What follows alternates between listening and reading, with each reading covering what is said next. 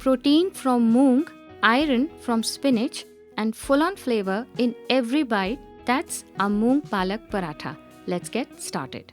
Into a bowl, add in some wheat flour, then some gram flour or besan for that extra nuttiness. Finely chopped spinach leaves. Now goes in soaked moong dal, soaked for 4 to 5 hours and drained well. Some fresh coriander leaves. Let's season it up. Salt as per taste, red chili powder, a pinch of turmeric, cumin seeds, carom seeds or ajwain for that earthy punch, coriander powder, a little garam masala to bring it all together, drizzle of oil and start kneading. Add water gradually and bring everything together into a tight dough.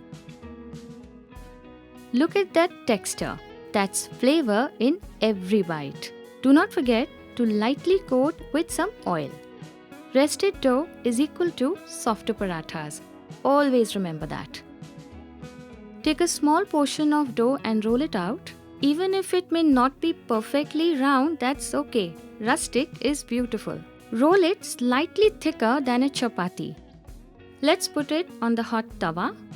Flip and cook on a slightly higher flame. Drizzle a little ghee and roast till golden brown spots appear. Soft or crispy, you decide.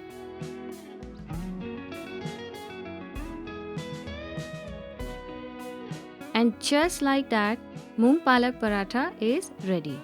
Wholesome, filling, packed with nutrition. Perfect for breakfast, lunchbox or a light dinner. Serve hot with a dollop of white butter on top.